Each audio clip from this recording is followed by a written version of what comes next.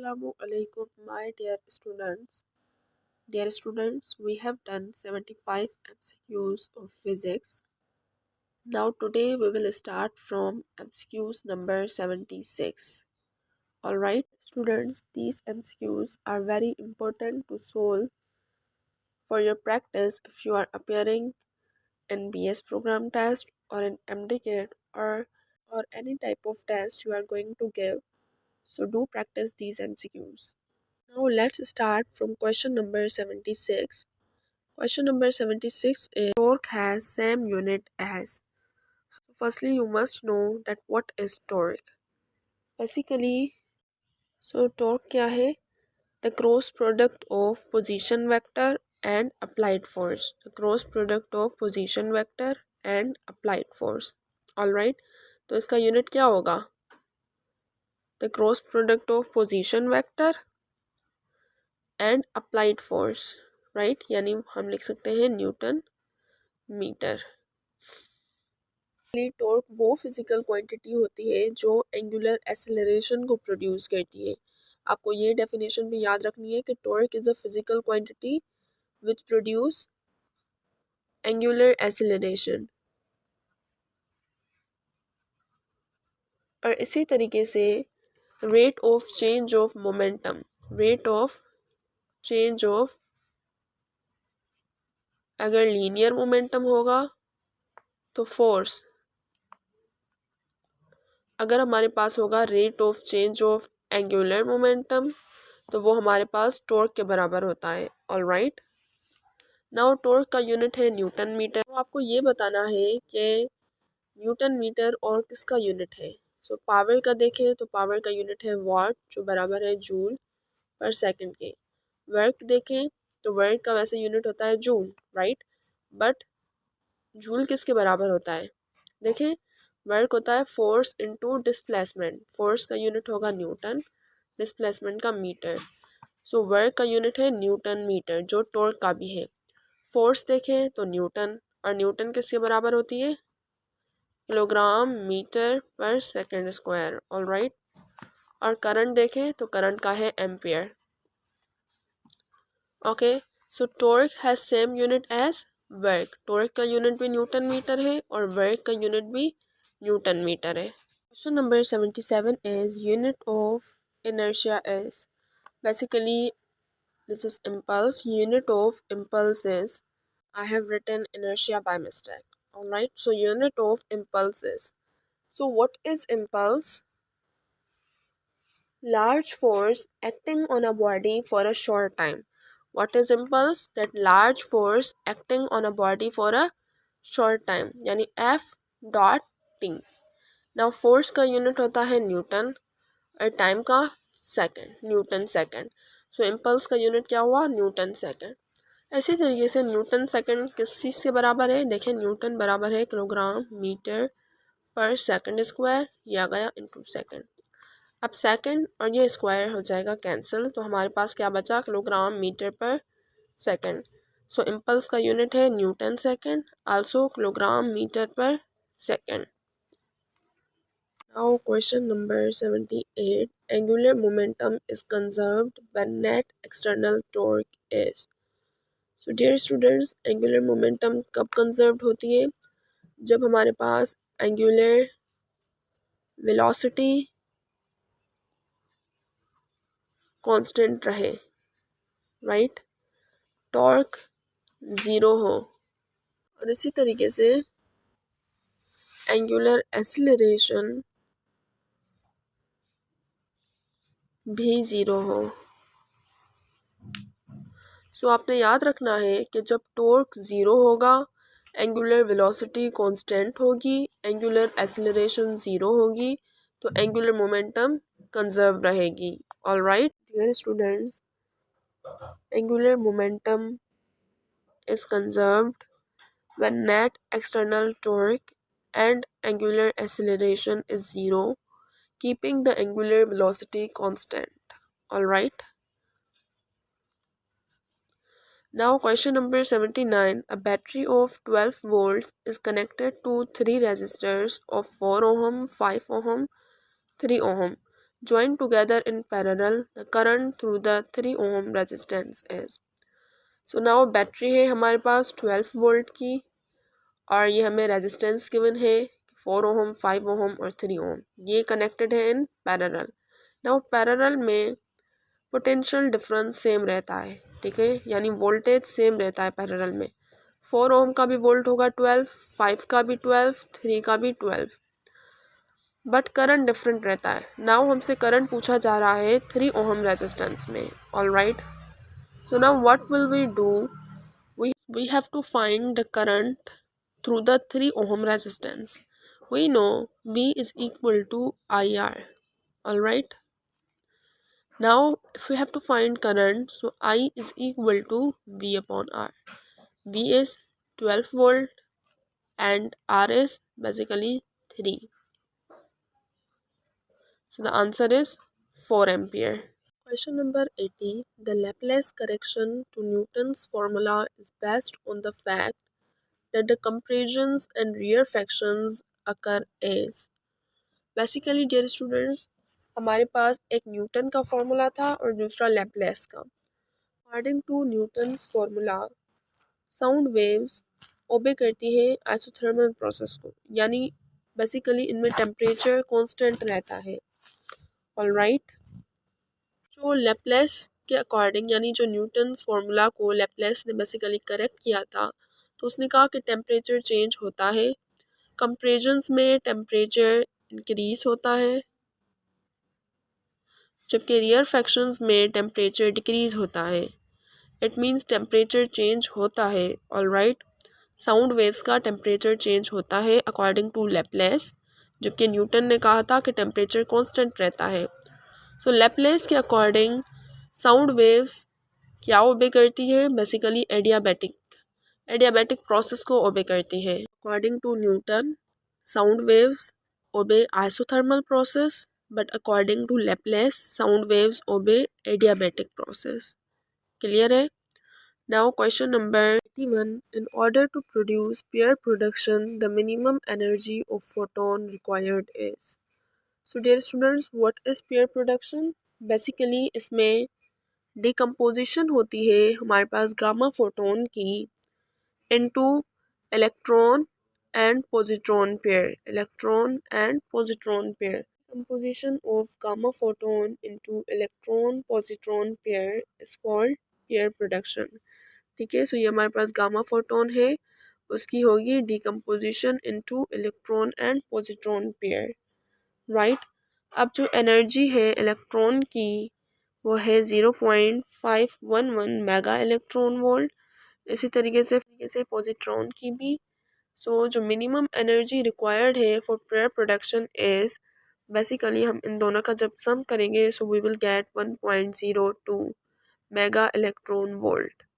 सही है, so in order to produce pair production the minimum energy of photon required is 1.02 mega electron volt. Pair production के process में हो क्या रहा है कि हमारे पास एनर्जी कन्वर्ट हो रही है इनटू मैटर। राइट, और पेयर प्रोडक्शन का जो रिवर्स प्रोसेस है जिसमें मैटर कन्वर्ट होता है इनटू एनर्जी, वो है annihilation. So reverse process of pair production is annihilation of matter. Step up transformer, basically step up transformer में स्टेप अप का मकसद है कि इंक्रीज द एसी वोल्टेज। सही है, step up transformer means to increase the AC voltage, अगर step down होगा तो to decrease the AC voltage. Alright, transformer करता क्या है, स्टेप अप और स्टेप डाउन एसी वोल्टेज, या एसी वोल्टेज को इंक्रीज करेगा मीन्स स्टेप अप ट्रांसफॉर्मर, या डिक्रीज करेगा मीन्स स्टेप डाउन ट्रांसफॉर्मर। अब स्टेप अप ट्रांसफॉर्मर में basic S is greater than V P while I S is less then I P. ठीक है, ये कुछ कंडीशंस लिखी गई हैं, तो आपको बताना है कि करेक्ट कौन सी है। So basically step up transformer में हमारे पास सेकेंडरी वोल्टेज ज़्यादा होता है प्राइमरी वोल्टेज से, और प्राइमरी करंट ज़्यादा होता है सेकेंडरी करंट से। और अच्छा, हमारे पास ट्रांसफॉर्मर बेसिकली म्यूचुअल इंडक्शन पर वर्क करता है, यानी it is based on mutual induction. Question number 83, unit of angular displacement is. So angular displacement का यूनिट क्या है? रेडियन, रिवॉल्यूशन, डिग्री, तीनों ही एंगुलर डिस्प्लेसमेंट के यूनिट है। ऑलराइट, अच्छा 1 रेडियन किसके बराबर है? 57.3 डिग्री के, जबकि 1 डिग्री बराबर है 0.01745 रेडियन के। Question number 84, number of vibrations in 1 second. So number of vibrations in 1 second, ये किसकी डेफिनेशन है? फ्रीक्वेंसी की। ठीक है। नंबर 85, जूल पर कूलम इज। सो जूल किसका यूनिट है? वर्क का, और कूलम चार्ज का। So work done per unit charge किसके बराबर होता है? पोटेंशियल डिफरेंस के। ऑलराइट, करंट का यूनिट क्या है? एम्पियर, और एम्पियर किसके बराबर है? कूलम पर सेकंड के। पोटेंशियल डिफरेंस का यूनिट है बेसिकली वोल्ट, और वोल्ट बराबर है जूल पर कूलम के। पावर का यूनिट है वॉट, जो बराबर है जूल पर सेकंड के। और फिर रेजिस्टेंस का यूनिट है ओहम, ओहम बराबर है वोल्ट पर एम्पियर के। Right. Now question number 86, which of the given condition is not possible to discuss the Doppler's effect. Doppler's effect है क्या? और लिसनर की मूवमेंट होने की वजह से जो साउंड की पिच या फ्रीक्वेंसी में चेंज आए। राइट। सो हम देखते हैं कि इनमें से कौन सी स्टेटमेंट डॉपलर्स इफेक्ट की कंडीशन नहीं है। When the listener is moving and source is at rest. So moving basically यही बताया गया है कि लिसनर या सोर्स की मूवमेंट की वजह से जो चेंज आए पिच या फ्रीक्वेंसी ऑफ साउंड में। Right, so the when listener is at rest and source is moving, सही है। व्हेन बोथ आर मूविंग हो सकता है, when both are at rest, so ये बेसिकली गलत स्टेटमेंट। जब दोनों रेस्ट में होंगे तो साउंड की पिच या फ्रीक्वेंसी में कोई भी चेंजिंग नहीं आएगी। सो ये कंडीशन नहीं हो सकती डॉपलर्स इफेक्ट की। 87, motor operates from a 120 volt source and uses 4 ampere of current. सही है, हमारे पास वोल्टेज गिवन है और करंट गिवन है। What is the power generated by the motor, and they are asking power. Right students, you may know the formula current का कि I is equal to P upon V. इसी तरीके से हमारे पास power का होता है P is equal to V I. ये हम बेसिकली सेकेंड ईयर फिजिक्स या चैप्टर नंबर 3 में पढ़ते हैं कि P is equal to V I. So यहाँ पर V गिवन है 120 और करंट गिवन है 4। So when we will multiply them, सही है, 120 को 4 से मल्टीप्लाई करेंगे, so what will we get? 480 watt. Alright, so option D is correct. Now question number 88, the phenomena in which certain metal emit electron when exposed to high frequency light. जब किसी metal पर UV light की एक्सपोजन होगी, basically UV light strike करेगी, तो वहाँ से electrons की इमिशन होगी। ऑलराइट, इस फिनोमेना को हम कहते हैं फोटो इलेक्ट्रिक इफेक्ट। क्लियर है कि जब किसी मेटल पर हाई फ्रीक्वेंसी लाइट स्ट्राइक करे, high frequency light that would be UV lights, तो हमारे पास इलेक्ट्रॉन्स की इमिशन होगी, जिसे हम फोटो इलेक्ट्रॉन्स कहेंगे, और इस इफेक्ट को photo electric effect. Number 86, m lambda is equal to 2d sin theta, this relation is called. So ये कौन सा रिलेशन है? Bragg's law. Alright, so m lambda is equal to 2d sin theta, ये बेसिकली ब्रैग्स लॉ का रिलेशन है। Now question number 87, 1 radian is equal to. So 1 radian हमारे पास 57.3 डिग्री के बराबर होता है। ऑलराइट, और 1 डिग्री कितने रेडियंस के बराबर हुए? 0.01745 रेडियन के। Question number 88, the unit of mass in FPS system is slug which is equal to. So we know कि एफपीएस सिस्टम में मास एक ड्राइव्ड क्वांटिटी है जिसका यूनिट है सिलक, और सिलक बराबर होता है 14.6 किलोग्राम के।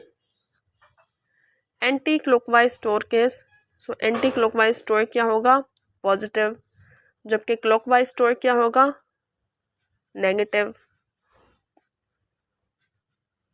90. The energy of light is determined by. So this is very easy question. The energy of light is determined by frequency. We know the Planck's law, E is equal to hf, means E is directly proportional to f. Energy is directly proportional to frequency. So energy of light is determined by frequency. Question number 91. A wheel of bike rotates from rest and achieves 6.28 radian per second in 2 seconds.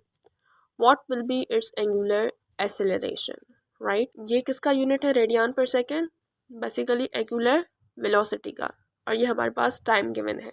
Students, as we know कि angular acceleration किसके बराबर होगी, rate of change of angular velocity के।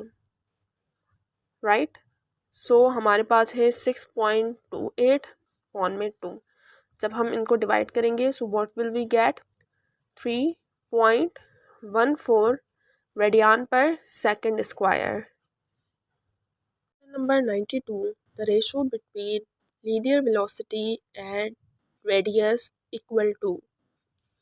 So linear velocity और radius का अगर हम product करें तो वो किसके बराबर होता है, बेसिकली एंगुलर वेलोसिटी के। इसी तरीके से अगर हमारे पास हो लीनियर एक्सेलरेशन और रेडियस का प्रोडक्ट तो वो बराबर होगा एंगुलर एक्सेलरेशन के। Question number 93. In projectile motion, the acceleration in the horizontal direction is. So horizontal direction में as we know कि uniform velocity होती है, तो acceleration तो प्रोड्यूस ही नहीं होगी, यानी acceleration ज़ीरो होगी। Alright, projectile motion में the acceleration in the horizontal direction is 0. Question number 94. The total kinetic energy of molecule is. तो जब बात की जाए total kinetic energy of molecules तो किसके बराबर होगा, हीट के।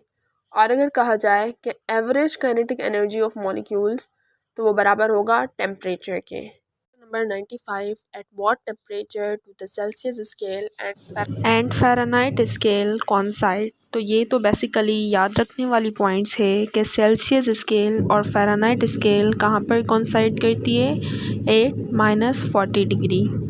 सही है, पर आप इसे कैलकुलेट भी कर सकते हैं by using formulas. And how will you calculate it, by using this formula, Fahrenheit -32/9। इस फार्मूला को यूज़ करके आप इजीली कैलकुलेट कर सकते हैं कि सेल्सियस स्केल और फ़ारेनहाइट स्केल कोइंसाइड करती है एट -40। राइट, और अगर हमसे पूछा जाए कि फ़ारेनहाइट स्केल और केल्विन स्केल कहाँ पर कोइंसाइड करेगी तो वो होगा 574.25। और अगर कहा जाए कि सेल्सियस स्केल और केल्विन स्केल कहाँ पर कोइंसाइड करेगी तो वो कोइंसाइड नहीं करती, they never coincide. So Celsius scale and Fahrenheit scale coincide at temperature -40. Fahrenheit scale and kelvin scale coincide at temperature 574.25, while Celsius scale and Kelvin scale never coincide. Question number 96. Which law has a graph similar to the graph of isothermal process? So वो law जिसका graph isothermal process जैसा हो, right? यानी isothermal process के graph जैसा graph हो। So isothermal process में temperature होगा constant, तो आपको वो law बताना है जिसमें टेम्परेचर constant हो। If I talk about Boyle's law, तो Boyle's law में बेसिकली टेम्परेचर कांस्टेंट होता है। Boyle's law obey isothermal process. Boyle's law और आइसोथर्मल प्रोसेस दोनों का ग्राफ एक जैसा होता है। ऑलराइट, सो क्योंकि आइसोथर्मल प्रोसेस में भी टेम्परेचर कांस्टेंट और Boyle's law में भी टेम्परेचर कांस्टेंट, जबकि चार्ल्स लॉ में हमारे पास क्या होता है, प्रेशर कांस्टेंट होता है। Alright, Avogadro's law, volume is directly proportional to number of moles. Ohm's law, we know potential difference is directly proportional to current, keeping the physical states of a wire constant. Question number 97. The area under adiabatic process. Adiabatic process में heat constant रहती है, right? और हमारे पास equation first law of thermodynamics की equation कैसे बनती है, delta U is equal to delta W। सही है, या फिर इस तरीके से भी बन सकती है। Alright, area under adiabatic process is, हम इसका ग्राफ किस तरीके से बनाते हैं, यहाँ पर P एंड देन V, ये है हमारे पास एडियाबैटिक प्रोसेस का ग्राफ। सही है। So the area under adiabatic process is work done.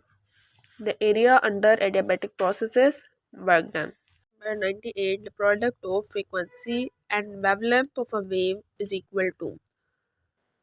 So ये फॉर्मूला है, याद होना चाहिए कि प्रोडक्ट ऑफ फ्रीक्वेंसी और वेवलेंथ किसके बराबर होता है, वेव स्पीड के, right, speed of wave. Product of frequency and wavelength of a wave is equal to wave speed. Now question number 99, the reciprocal of a conductance is called. So conductance के reciprocal को हम कहते हैं resistance। 100 के dot product of magnetic induction and unit area. So dot product of magnetic induction और unit area किसके बराबर होगा, magnetic flux के। Dot product of magnetic induction and unit area is called magnetic flux. Okay students, so we have done the 100 MCQs of physics. Thank you very much and Allah Hafiz.